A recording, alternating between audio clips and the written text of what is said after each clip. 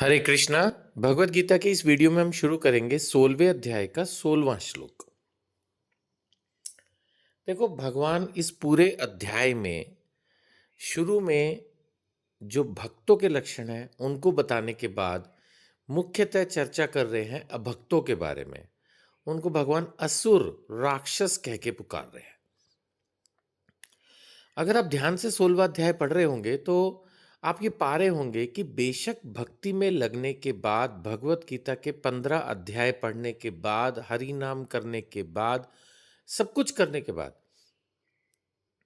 अभी भी हम में इनमें से कुछ डिसक्वालिटीज, प्रॉब्लम्स कह लो, कमियां कह लो, पाई हैं, होती हैं। ये आपने देखा होगा। अगर ये बात रेलेवेंट ना होती तो भगवान भक्त अर्जुन को क्यों बता रहे? भगवान ने तो चौथे अध्याय में अर्जुन को बोला कि तुम मेरे भक्त हो, तुम मेरे मित्र हो। फिर बुरे आदमियों की क्वालिटीज अर्जुन से क्यों डिस्कस कर रहे हैं? उनके माध्यम से हमें क्यों मिल रही हैं? इसलिए मिल रही हैं कि अभी भी हम में कोई अगर एकाध कमी रह गई हो पढ़ने के बाद, समझने के बाद, तो उसको दूर करने की कोशिश करें। कोई भी बातें 16वां अध्याय दोबारा पढ़िएगा। शुरू में भगवान ने वो क्वालिटीज बताई जो होनी चाहिए, और अब लगातार वो क्वालिटीज बता रहे हैं जो नहीं होनी चाहिए। ये फीचर्स, ये व्यवहार, ये सोच हमारी नहीं होनी चाहिए। भगवान इसको नेगेटिव मान रहे हैं। अब भगवान क्या बता रहे 16वें अध्याय में, 16वें श्लोक में, कि इस प्रकार अनेक चिंताओं से उद्विग्न होकर जो व्यक्ति ऑलरेडी धनी है वो और ज्यादा धन कमाने के लिए प्रयासरत रहता है हर वक्त कि कैसे और ज्यादा धन कमाऊं। मैंने पहले भी कहा था, और ज्यादा धन कमाने में प्रॉब्लम नहीं है, ठीक है, ये it's a good thing, it's not a bad thing.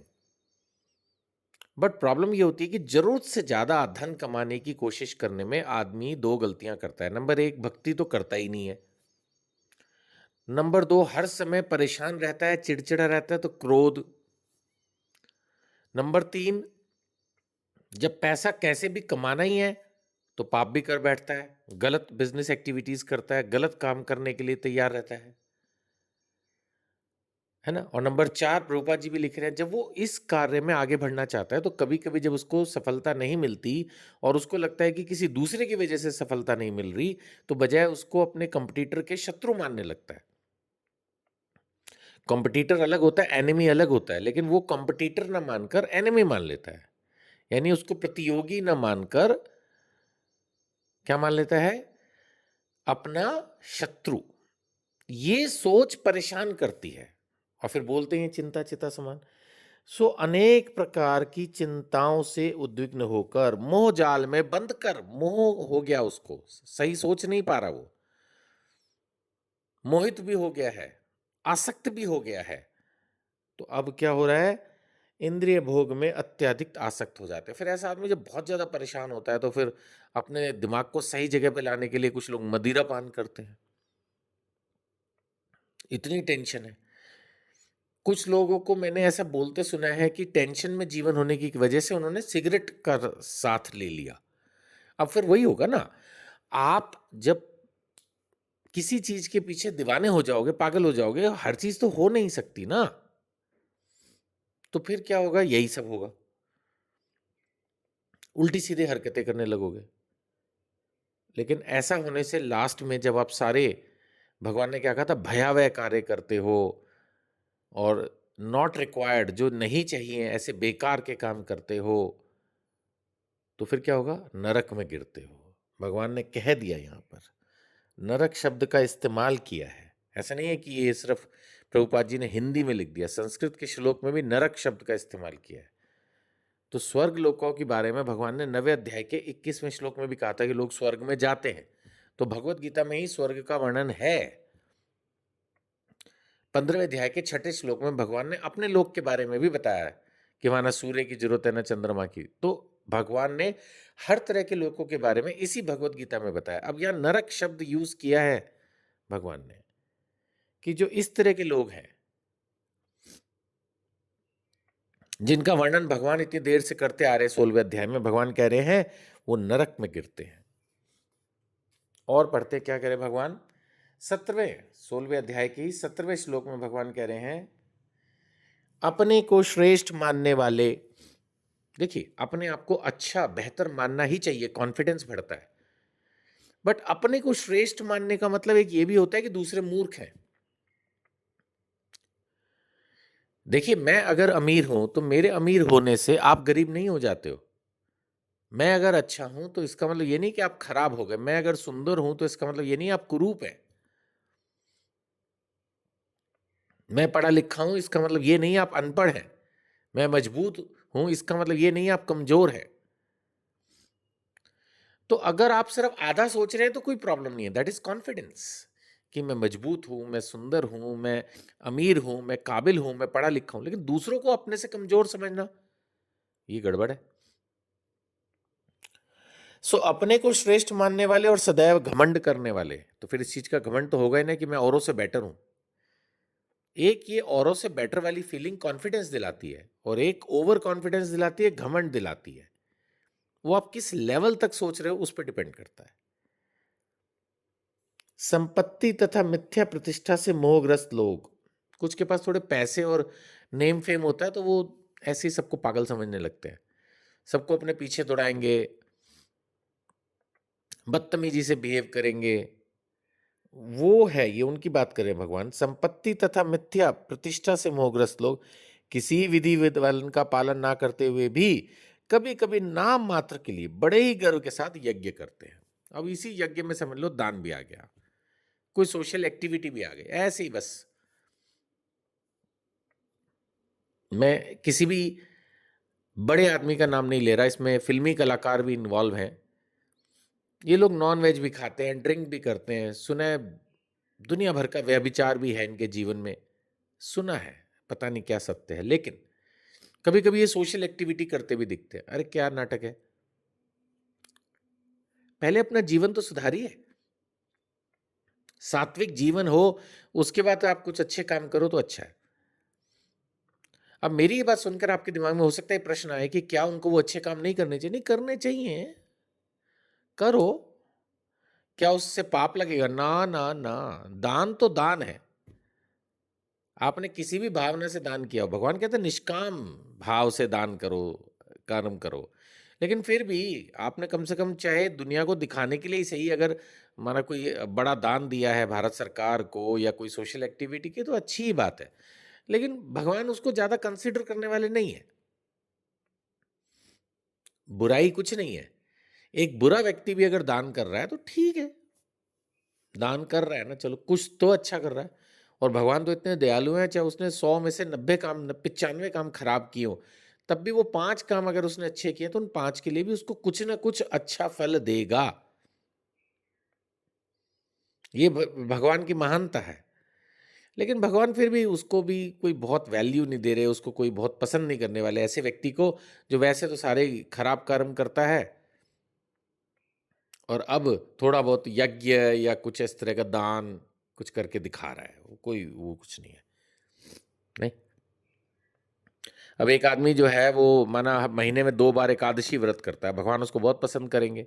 एक आदमी जो है वो ऐਵੇਂ ही नाटकबाजी करके भूख हड़ताल पे बैठा है 10 दिन की, तो आपको क्या लगता है भगवान उससे बहुत खुश होंगे कि यार मेरा भक्त तो सिर्फ 2 दिन एकादशी कर रहा है महीने में, ये देखो 10 दिन से भूखा है? यार नहीं भैया, पॉलिटिकल रीजन है। नहीं, अब कोई आदमी जबरदस्ती नाटक करके भूख हड़ताल पे बैठा हो, या तो बहुत जेन्युइन उसकी लोगों ने उसको रिक्वेस्ट किया हो और लोग भी उसके साथ सैकड़ों हजारों में भूख हड़ताल कर रहे हो, तो समझ में आता है इसका मतलब जनता जनार्दन उसके साथ है, वो संघर्ष कर रहा है। और आमतौर पर सब बकवास ही होता है। चलिए आगे बढ़ते हैं, 17वें अध्याय, सॉरी 16वें अध्याय में ही अब 18वां श्लोक। यहाँ भगवान कह रहे हैं मिथ्या अहंकार, मैं बड़ा हूं, बलवान हूं, महान हूं। मिथ्या अहंकार, बल, दर्प, मैंने पहले भी बताया था दर्प शब्द का मतलब है एरोगेंस, इसका भी बेसिकली यही मतलब होता है कि मैं बहुत ग्रेट हूँ, सुपीरियर हूँ, एजुकेटेड हूँ, रिच हूँ, ब्यूटीफुल हूँ, और दूसरे लोग बेवकूफ़ हैं, नीचे हैं, घटिया हैं, कमज़ोर हैं। काम और क्रोध से मोहित। काम इच्छा बहुत तंग करती है इंसान को। हर व्यक्ति के मन में होती है लालसाएं, जिसमें प्रमुख है, खासकर पुरुषों में, ज़्यादा से ज़्यादा स्त्रियों का संग। ये काम इच्छा इंसान को ढंग से भक्ति करने नहीं देती। सो काम और क्रोध से मोहित होकर आसुरी व्यक्ति अपने शरीर में तथा अन्यों के शरीर में स्थित भगवान से ईर्ष्या और वास्तविक धर्म की निंदा करने लगते हैं। ऐसे लोग ब्राह्मण कुल में जन्म लेके भी, प्रॉपर प्रॉपर जन्म लेके भी, इनको भगवान समझ नहीं आता। अपने आप को ज्यादा काबिल समझते हैं, सोचते हैं हम मॉडर्न हैं, उल्टे सीधे कपड़े पहनते हैं, नॉनवेज खाते हैं, ड्रिंक करते हैं, क्लबों में जाते हैं, और खुद को ज्यादा बेटर समझते हैं। हवाई जहाज में ट्रैवल करते हैं तो समझते आ रहे, जो ट्रेन में जाते हैं और जो बसों में जा रहे हैं वो तो तुच्छ प्राणी हैं, घटिया हैं, गरीब हैं। तो इन लोगों का फिर क्या होने वाला है, आप खुद सोचो। भगवान ने पहले ही बोल दिया इनको नरक में डालता हूं मैं।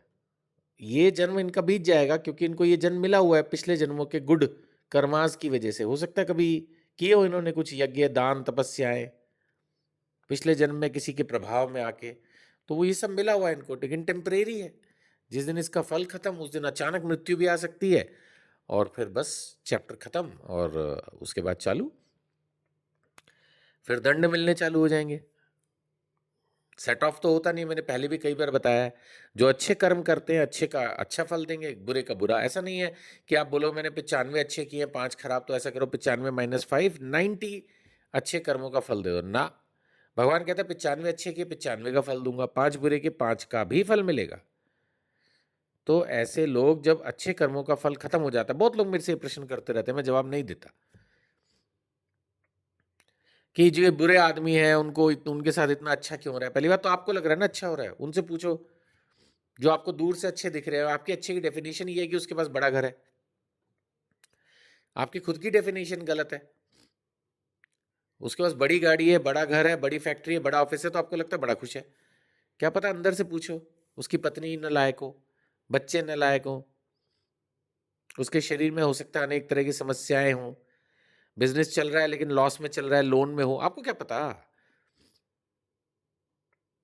दूर से अगर कोई थोड़ा सा अमीर दिख रहा है तो कहते हैं जी वो तो बहुत अच्छा जीवन जी रहा है। तो इस तरह के प्रश्न ना ही करें तो अच्छा है, ना ही सोचे, ना सोचोगे ना प्रश्न करोगे। आप ही सबसे अच्छे हो, आप भगवत गीता पढ़ रहे हो, आप हरि नाम ले रहे हो, आप एकादशी व्रत कर रहे हो, भक्तों का संग कर रहे हो, धाम यात्राएं कर रहे हो, आपसे अच्छा कौन है? दूसरा कहाँ है अच्छा भाई? वो नरक की तरफ आगे बढ़ रहा है। आपने 16वां अध्याय अगर ध्यान से पढ़ लिया हो, भगवान ऐसे लोगों को नरक में डालने वाले हैं। कहाँ है अच्छे? आप ही श्रेष्ठतम हो, आप भगवान के भक्त हो। भगवान ने कहा मेरा भक्त मुझ में है, मैं उसमें हूं। ये चीज में कहाँ होगी? तो इसलिए इतना मत सोचें, है ना। अपनी भक्ति में लगे रहें, आप बिल्कुल सही रास्ते पर हैं। हरे कृष्णा।